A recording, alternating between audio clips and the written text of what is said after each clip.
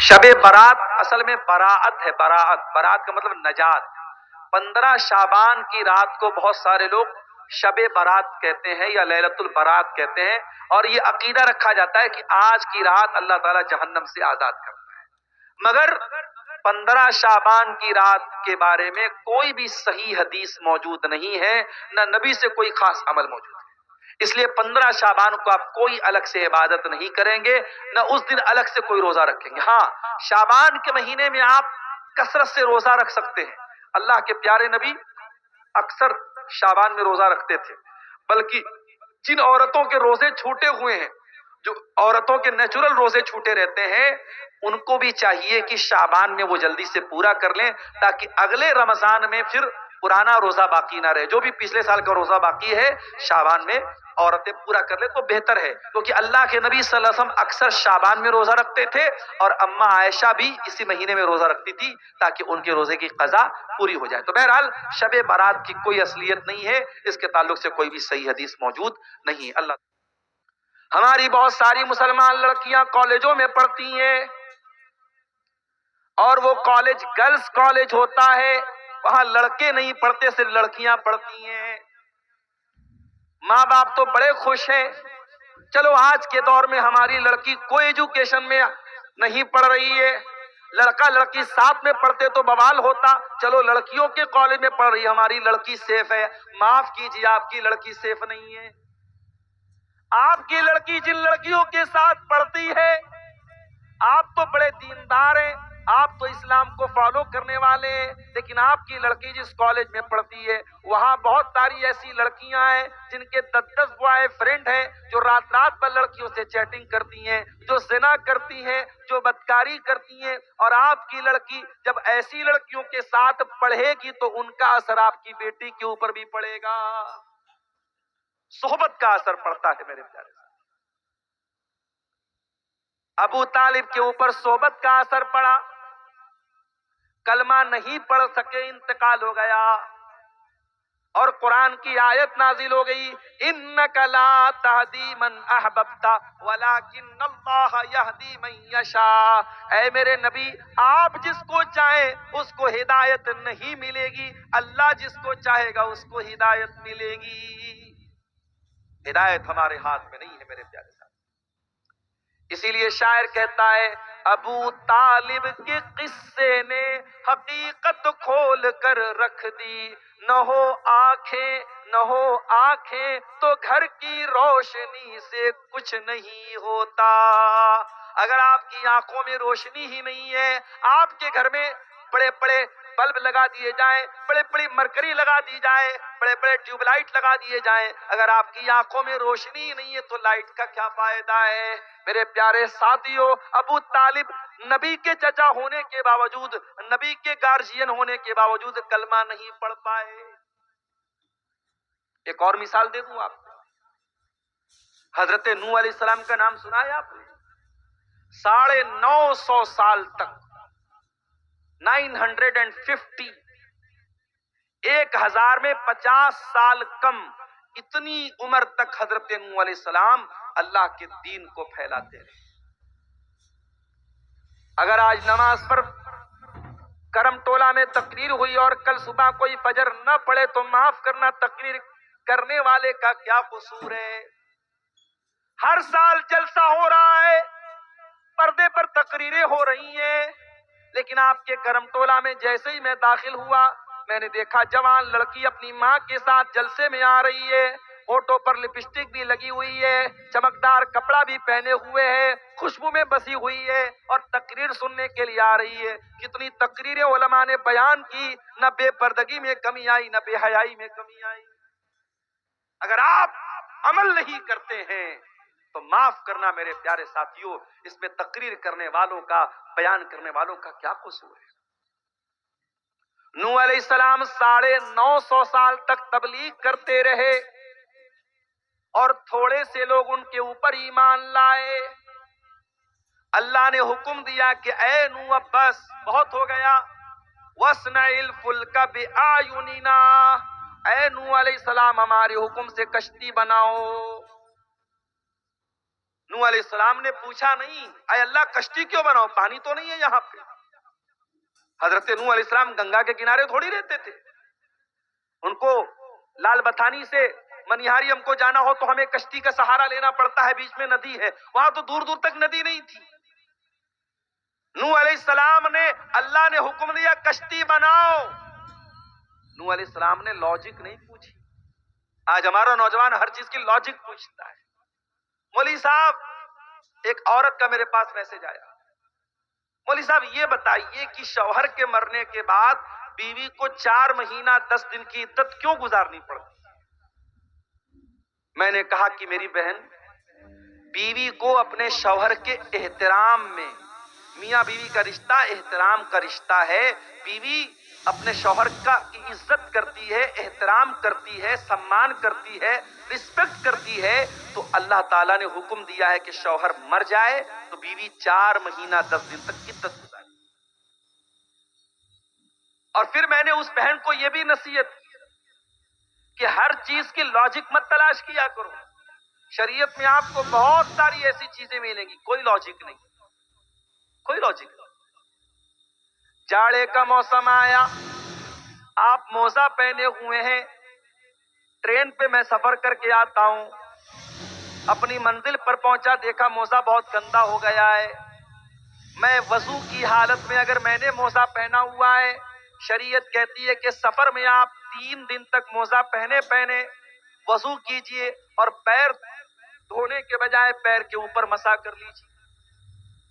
اب لاجک یہ کہتی ہے کہ صاحب جب میں نے موزہ پہنا ہے تو موزے پر جو ڈسٹ لگ رہا ہے، جو گندگی لگ رہی ہے، وہ تو نیچے لگ رہی ہے، تو مسا تو نیچے ہونا چاہیے، مگر مسا نیچے نہیں، مسا اوپر ہوگا۔ دین میں ہر جگہ لاجک نہیں چلے گی میرے پیارے۔ اللہ نے کہا اے نوح کشتی بناؤ، نوح علیہ السلام نے لاجک نہیں پوچھی، کشتی بنانے لگے، یہ بھی نہیں پوچھا اے اللہ کشتی کیوں بنا رہا ہوں، پانی تو دور دور تک نہیں ہے۔ نوح علیہ السلام کشتی بنانے لگے، اب کشتی بناتے چلے جا رہے، قوم کے لوگ آتے چلے جا رہے، کلما مر علیہ ملأ من قومہ سخروا منہ، جب قوم کے لوگ وہاں سے گزرتے ہیں تو مذاق اڑاتے ہیں، دیکھو بھائی حضرت نوح تو بڑئی بن گئے، یہ تو بڑئی کا کام کر رہے ہیں، یہ تو کشتی بنا رہے، لوگ مذاق اڑا رہے، لوگ ٹھٹھا کر رہے ہیں، لوگ ہنسی اڑا رہے ہیں، مگر نوح علیہ السلام خاموشی سے اپنا کام کرتے چلے جا رہے ہیں۔ سبق یہ دے رہے ہیں، اے سچائی کے راستے پہ چلنے والے، اے دین کے راستے پہ چلنے والے، دنیا تیرا مذاق اڑائے گی، تو پرواہ مت کرنا۔ اے نقاب پہننے والی خاتون، تو نقاب پہن کے نکلے گی، کوئی نعرہ بھی لگائے گا اپنے مذہب کا، تو خاموشی سے آگے بڑھ جانا۔ اے داڑھی رکھنے والے نوجوان، تیری داڑھی کا مذاق بھی اڑایا جائے گا، تو اپنی داڑھی پر کبھی شرمانے کی کوشش مت کرنا، کہیں لوگوں کے ہنسی مذاق کو سن کر کے اپنی داڑھی کو صاف مت کر دینا، کہیں لوگوں کے ہنسی مذاق کو سن کر کے اپنے نقاب سے اے مسلمان عورت تو سمجھوتا مت کر لینا۔ حضرت نوح نے سبق دیا، دنیا کتے بھونکتے رہتے ہیں اور ہاتھی چلتا رہتا ہے، ہاتھی کی چال پہ کتوں کے بھونکنے سے کوئی فرق نہیں پڑتا ہے۔ نوح علیہ السلام کشتی بناتے چلے جا رہے ہیں اور قوم کے لوگ مذاق اڑاتے چلے جا رہے ہیں۔ کشتی بن کر کے تیار، اللہ نے فرمایا کہ اے نوح اب ایک کام کرو، اس کشتی پر جتنے ایمان والے ہیں سب کو شامل کر لو، اور تمہارے جتنے پریوار کے لوگ ہیں ان کو بھی کشتی پر بٹھا لو۔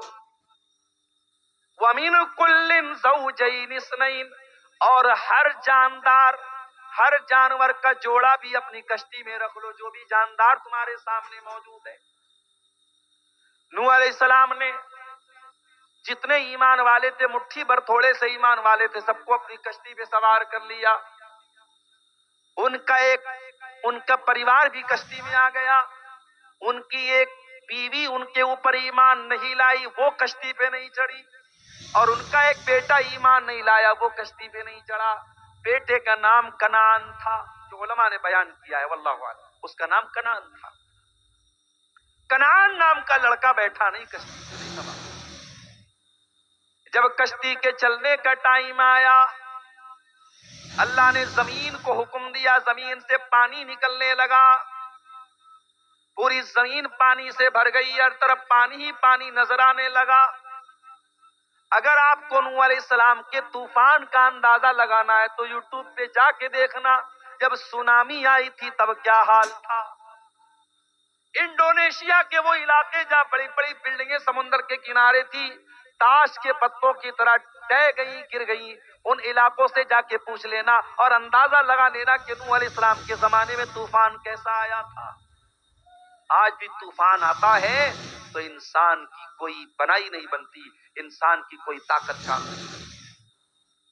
ارے طوفان تو بہت بڑی بات ہے، اتنی ترقی کر گیا ہمارا دیش بھارت، آج بھی بہار کے کچھ علاقوں میں جب سیلاب آتا ہے، جب باڑھ آتی ہے تو نتیش کمار جی بھی کچھ نہیں کر پاتے، کٹیہار کے کئی گاؤں ڈوب جاتے ہیں، پوری بستی ڈوب جاتی ہے، گاؤں کے لوگ جتنے دن سیلاب آتا ہے اپنا گاؤں چھوڑ کے کہیں اور چلے جاتے ہیں۔ اس سیلاب کا، اس باڑھ کا بھی ہمارے پاس کوئی سولوشن نہیں ہے۔ انسان اللہ تبارک و تعالیٰ کی قدرت کے آگے اتنا مجبور ہے۔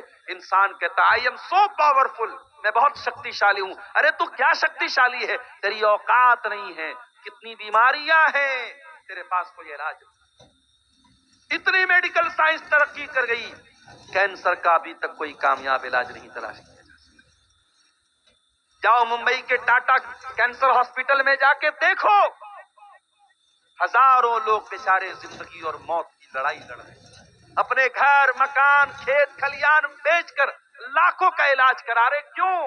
میرا جیون بچ جائے، میری زندگی بچ جائے۔ انسان اللہ کی قدرت کے آگے مجبور ہے میرے پیارے۔ نوح علیہ السلام نے کشتی پر سب کو بٹھا لیا، ان کا ایک لڑکا کشتی پر سوار نہیں ہوا۔ قال یا بنی ارکب معنا ولا تکن مع القوم الکافرین، کہا ہے میرے بچے جلدی سے کشتی پہ آ جا، کافروں کا ساتھ نہ دے، تو کافروں کے ساتھ ڈوبنے والا نہ بن، میری کشتی میں آ جا۔ قال سآوی الی جبل یعصمنی من الماء، بیٹا کہنے لگا ابا جان میں بہت جینیس ہوں، اگر پانی آیا، پانی کا تھپیڑا آیا، پانی کی لہریں آئی، ابا جان میں پہاڑ کے اوپر چلا جاؤں گا۔ ارے پانی کتنا اونچا جائے گا، پہاڑ تک تھوڑی جائے گا، میں پہاڑ پہ چلا جاؤں گا۔ حضرت نوح علیہ السلام نے فرمایا قال لا عاصم اليوم من امر اللہ الا من رحم، اے میرے بچے یہ عذاب ہے، یہ طوفان اللہ کا عذاب ہے، اور اللہ کے عذاب سے کوئی پہاڑ بھی تجھے نہیں بچا سکتا۔ طوفان آیا اور حضرت نوح علیہ السلام کا بیٹا ڈوب گیا، مر گیا، ڈوب گیا، ختم ہو گیا، اور آخرت بھی اس کی برباد ہوگی، کیونکہ اللہ نے کہا تھا وہی کامیاب ہوگا جو تیری کشتی پہ آئے۔ جب نوح علیہ السلام کا بیٹا ان کی آنکھوں کے سامنے ڈوب گیا، اتنے بڑے نبی ہیں، اللہ نے بتا بھی دیا تھا کہ جو کشتی میں جائے گا وہی بچے گا۔ نوح علیہ السلام کو تو سمجھ جانا چاہیے میرا بیٹا ایمان نہیں لایا اسی لیے تو ڈوب گیا، مگر باپ کا کلیجہ ماننے کو تیار نہیں ہے۔ باپ باپ ہوتا ہے میرے ساتھ، باپ جتنا بھی سمجھدار ہو جائے اولاد کی محبت اندھا کر دیتی ہے۔ قال، حضرت نوح علیہ السلام نے کہا اے اللہ تو نے وعدہ کیا تھا تو میرے پریوار کو بچائے گا، میری فیملی کو بچائے گا، اے اللہ میرا بیٹا میری آنکھوں کے سامنے ڈوب گیا۔ ان وعدک الحق، اے اللہ تیرا وعدہ سچا ہے، تیرا وعدہ کہاں گیا؟ میرا بیٹا کیسے ڈوب گیا، میرا بچہ کیسے ڈوب گیا؟ بیٹے نے باپ کی بات نہیں مانی، باپ سمجھاتا رہا، بیٹے نے باپ کی بات نہیں مانی، بیٹا ڈوب گیا۔ مگر باپ کی محبت دیکھو میرے پیارے، جن کے باپ زندہ ہیں باپ کی قدر کر لو میرے بھائیو، جن کی مائیں زندہ ہیں ماؤں کی قدر کر لو۔ نہ ماں کبھی دوبارہ زندگی میں ملے گی، نہ باپ کبھی دوبارہ زندگی میں ملے گی۔ آج 4 پیسے تمہارے پاس ہیں، باپ جس کو ضرورت پڑی تو تمہیں وہ پیسے دینے میں ہماری جان جاتی ہے، بیوی الگ سمجھا رہی ہے ارے چلو ابا کو کیا ضرورت ہے پیسہ دینے کی۔ ارے آج جس باپ کو تم پیسہ دینے سے کترا رہے ہو اور تمہارے پاس پیسے کی کمی نہیں ہے، کل تم تلاش کرو گے کہ کہاں میرا باپ مجھے مل جائے، میں اس کے ہاتھ میں کچھ پیسے رکھ۔ جس ماں نے تجھ کو اپنے پیٹ میں 9 مہینے رکھا ہے، اس ماں کو چھوٹی چھوٹی ضرورتوں کے لیے تیرے سامنے ہاتھ پھیلانا پڑے، اور آج تو اس کی ضرورتیں نہیں پوری کرتا، اس کی دوائیں نہیں لاتا، اس کو تو کھانے پینے کی چیزیں تک لا کے نہیں دیتا۔ کل جب یہ ماں چلی جائے گی تو تیرا ہاتھ مچلے گا کہ کاش میری ماں زندہ ہوتی، میں اسے نئی ساڑی لا کے دیتا، میں اسے نئے کپڑے لا کے دیتا، میں اس کے کھانے کی چیز اس کو لا کے دیتا۔ تو ترسے گا اپنی ماں کو دینے کے۔ ماں زندہ ہے تو ماں کی قدر کر لو میرے بھائی، باپ زندہ ہے تو باپ کی قدر کر لو۔ مرنے کے بعد کرم ٹولہ کے مدرسے میں اپنے باپ کی طرف سے ایک کٹھا زمین بھی دے دی تو باپ کی خدمت کا حق ادا نہیں ہوگا۔ اگر ماں کی طرف سے یتیموں کو کھانا بھی کھلا دیا تو ماں کو زندگی میں جو تو نے کھلایا ہے اس کے ثواب کے برابر تو نہیں پہنچ سکتا۔ زندگی میں ماں باپ کی قدر کرو میرے ساتھ، باپ باپ ہوتا ہے۔ کہا اے اللہ تو نے وعدہ کیا تھا تو میرے پریوار کو بچائے گا، اے اللہ میرا بیٹا ڈوب گیا، کیوں ڈوب گیا؟ قال یا نوح انہ لیس من اہلک انہ عمل غیر صالح۔ اے نوح تیرا بیٹا تیرے پریوار میں سے نہیں ہے، تیرے اہل میں سے نہیں ہے، تیرے بیٹے کا عمل گڑبڑ ہے۔ انہ عمل غیر صالح، تیرے بیٹے کا کردار گڑبڑ ہے۔ میرے بھائیوں، اللہ رب العالمین کا جتنا بھی ہم شکر ادا کریں کم ہے کہ اس نے ہمیں اور آپ کو مسلمان بنایا ہے۔ اللہ کی سب سے عظیم نعمت، سب سے بڑی نعمت اگر کوئی ہے تو وہ ہدایت کی نعمت ہے۔ اللہ نے ہمیں اور آپ کو ہدایت کی نعمت سے نوازا ہے۔ اسی ملک میں کروڑوں لوگ ایسے ہیں جو اللہ کے علاوہ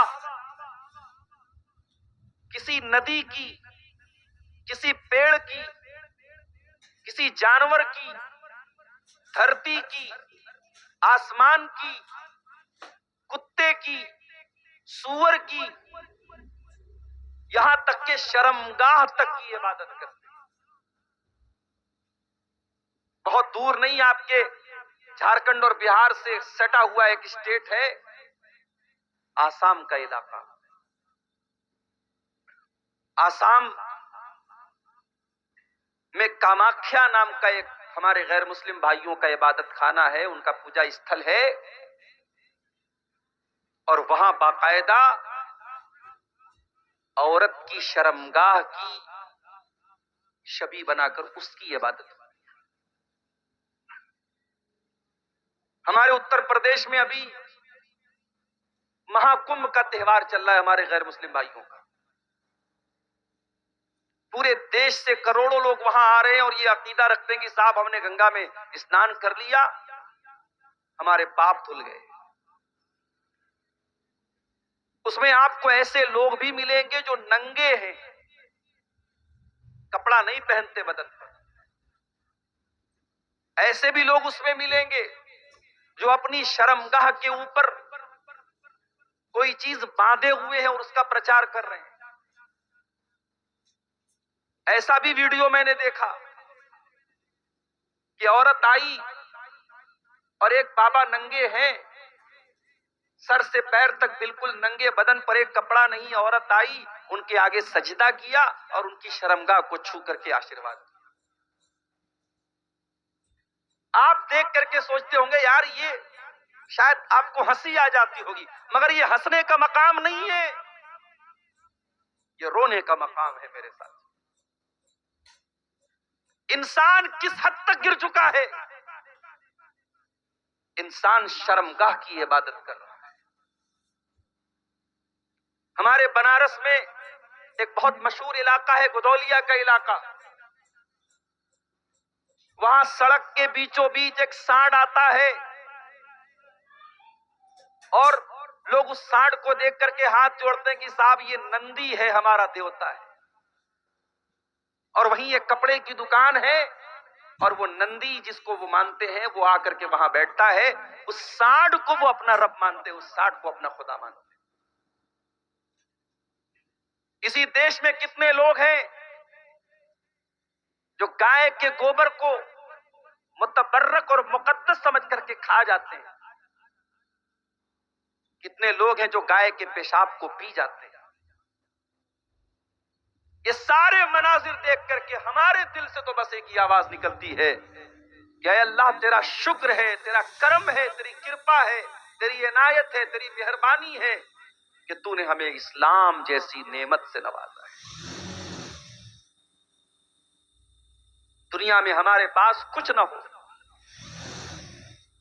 رہنے کو اچھا مکان نہیں، پہننے کو اچھا کپڑا نہیں، کھانے کو ڈھنگ کا اناج نہیں، لیکن اگر یہ دولت ہمارے پاس ہے تو ہم سے بڑا دولت مند کوئی۔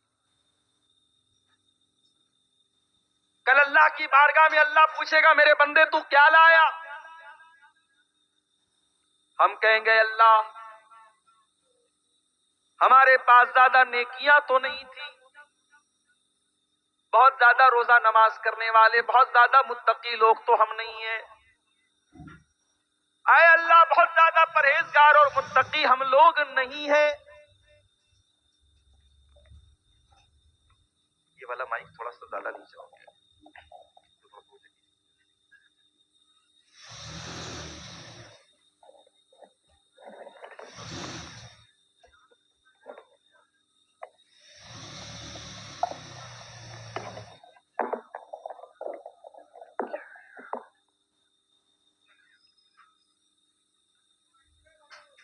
اللہ پوچھے گا میرے بندے تو کیا لایا؟ ہم کہیں گے اللہ زیادہ روزہ نماز تو ہمارے پاس نہیں ہے، زیادہ تقویٰ تو نہیں ہے، زیادہ دینداری تو نہیں ہے، لیکن اے اللہ یہ پیشانی اگر جھکی ہے تو تیری بارگاہ میں جھکی ہے، تیری توحید لے کر کے آئے ہیں، اے اللہ تیری توحید کے ساتھ کبھی ہم نے کوئی سمجھوتا نہیں کیا، کم سے کم یہ تو کہنے کا ہمارے پاس ایک سہارا ہوگا کہ اے اللہ ہم توحید لے کر کے آئے۔ اور اے مسلمانوں کان کھول کر کے سن لو، تمہارے پاس اگر توحید کی دولت ہے تو اس سے بڑی کوئی دولت نہیں ہے، دنیا کی ساری دولتیں اس دولت کے آگے بیکار ہیں۔ اللہ کی بارگاہ میں زمین بھر کے سونا بھی اگر کوئی لے کے آ جائے اور توحید نہ لے کر کے آئے وہ اللہ کے عذاب سے نہیں بچ سکتا۔ اللہ فرماتا ہے ان الذین کفروا وماتوا وهم کفار فلن يقبل من احدهم ملء الارض ذهبا،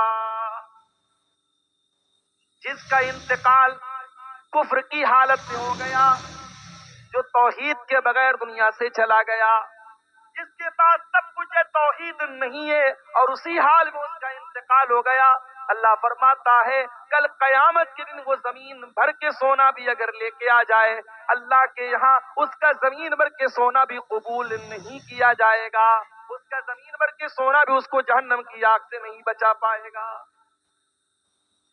اے مسلمانوں ہم بہت قریب ہیں، بہت کمزور ہیں، بہت لٹے پٹے ہیں، لیکن اگر توحید کو بچا کے لے کے چلے گئے تو اس سے بڑی کوئی کامیابی نہیں ہے۔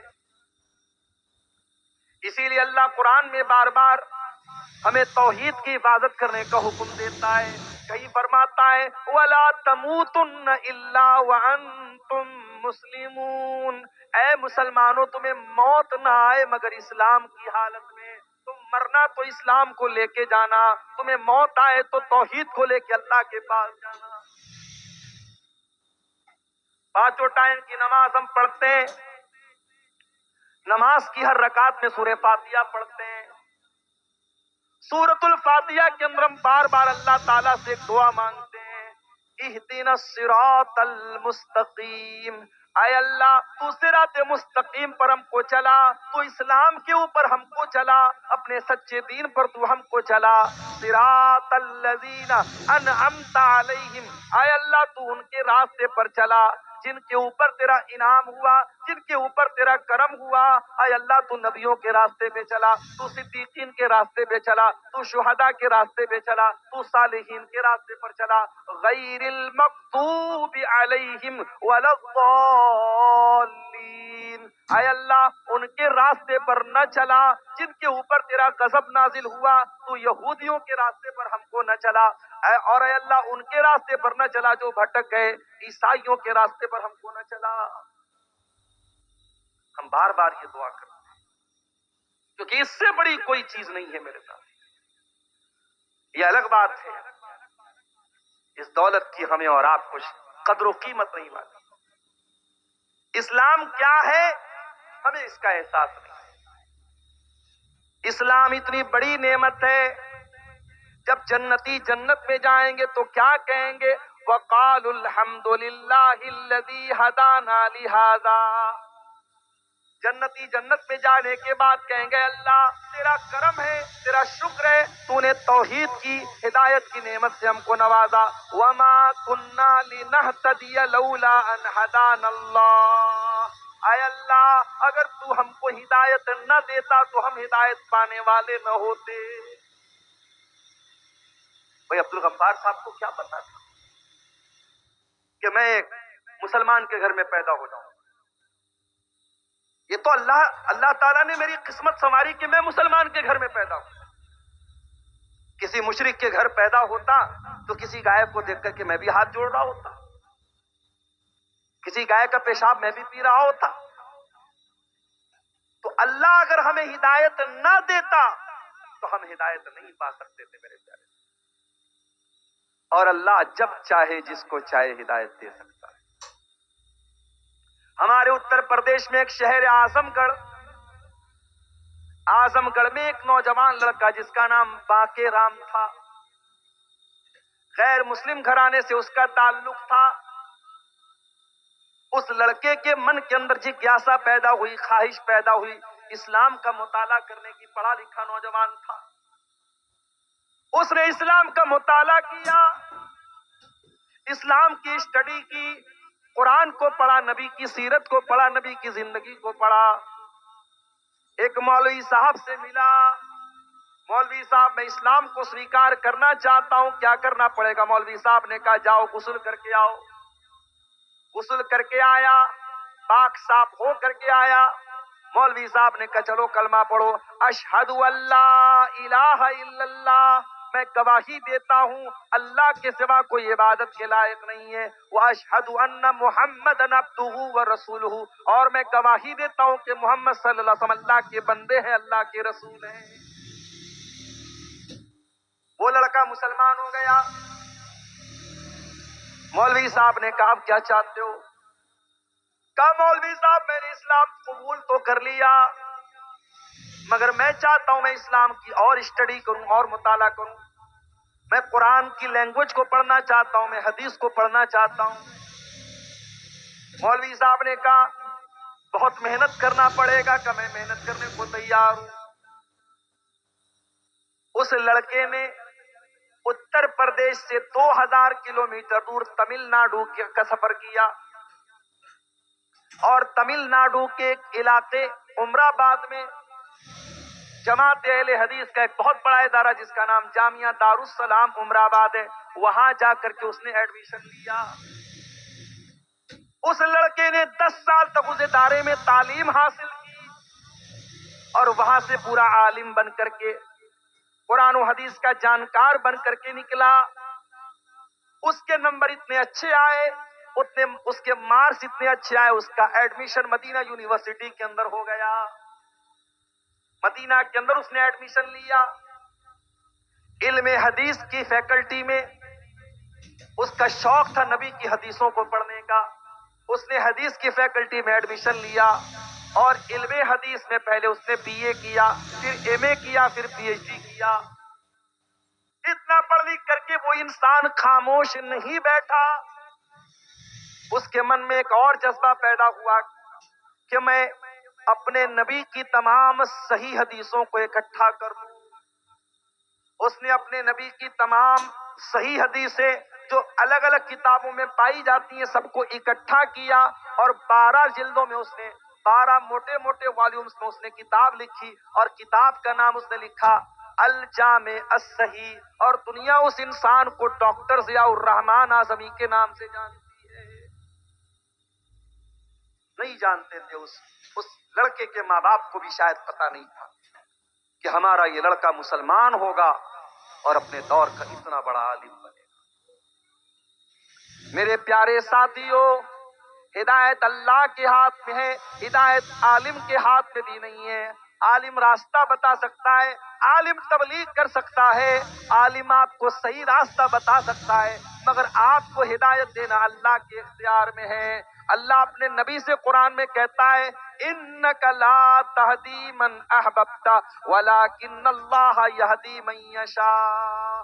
اے میرے نبی، آپ جس کو چاہیں اس کو ہدایت نہیں دے سکتے، ہدایت تو اللہ کے ہاتھ میں، اللہ جس کو چاہتا ہدایت دیتا ہے۔ نبی کے چچا ابو طالب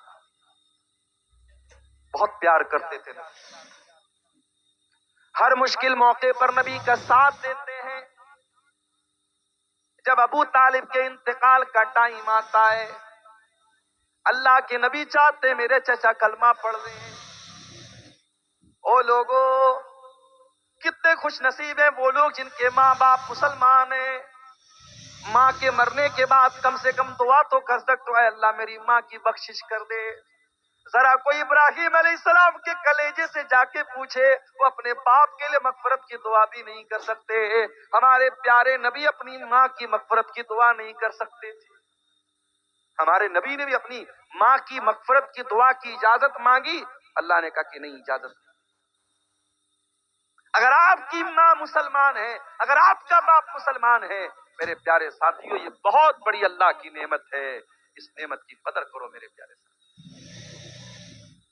ابو طالب باپ کی طرح نبی کو پالا ہے، آج آخری ٹائم ہے، انتقال کا ٹائم ہے، اللہ کے پیارے نبی اپنے چچا کے پاس آتے ہیں۔